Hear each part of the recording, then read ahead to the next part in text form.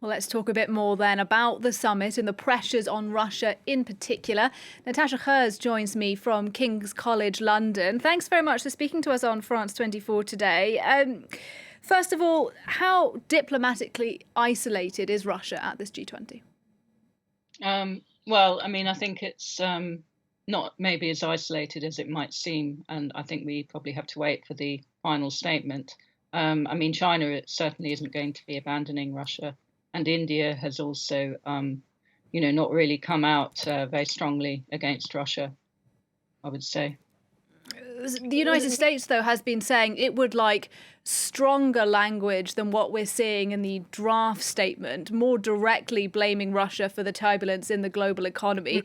From what you're suggesting, though, China and India rather, still throwing their weight behind Russia. The US is unlikely to get that. Yeah, well, I mean, I'm not sure about throwing their weight behind Russia, but I think that they certainly will still be apprehensive about seeming to openly condemn Russia. I mean, China tends to talk in quite general terms about, condemning aggression, upholding sovereignty, and so on, but it would never really explicitly name Russia. Yeah, and big picture here. I mean, there will be people who say whatever the final language ends up being in that communique, really, so what? The United Nations, for example, has already passed resolutions explicitly criticizing Russia and the invasion of Ukraine, but it hasn't appeared to have had any particular impact on the ground. So why do these conversations and the language at this G20 actually matter? Well, that's always a good question, isn't it? I mean, I think that symbolically there is, and I think cumulatively as well, this can have a kind of send a signal, that essentially Russia is, doesn't have as many friends as perhaps it thought it did.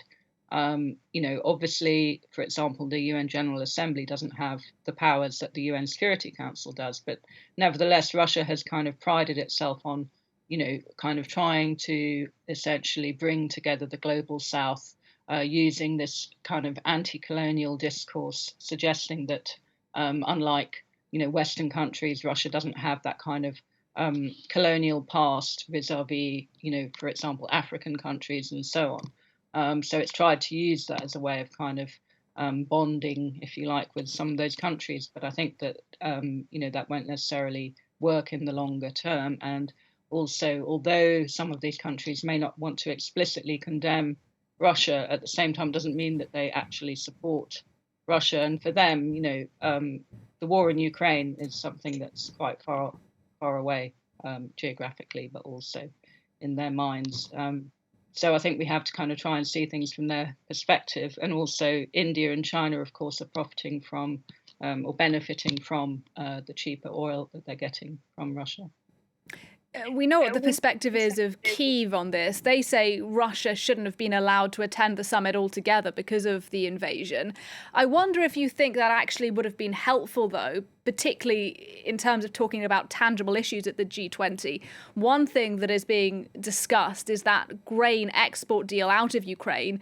It needs Russia's sign-off. So if Russia wasn't able to go, surely that wouldn't have happened at all. But then again, we know that Russia kind of flip-flops on these kinds of deals. It's already, it kind of plays games over these deals.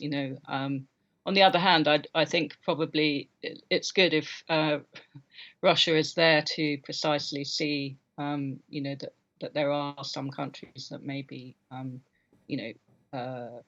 perhaps if not explicitly condemning Russia, then at least issuing a common statement, that will send some kind of signal, I think, and echo perhaps what's been happening at the UN General Assembly, but I'm not sure about China and India, to what extent they're going to really put their weight behind a strong statement. And we'll have to see really how strong this statement's going to be.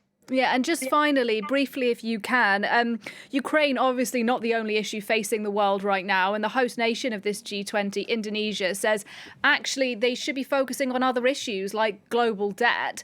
Is there a risk that the Ukraine war ends up overshadowing other major economic issues that particularly impact the developing world? Yeah, I guess, although, Zelensky also, I think, recognizes that, you know, that there are these wider problems. But I think we would do well to understand, as I said before, that um, you know that for many of these countries, the Russian war on Ukraine is something that is just much more remote for them.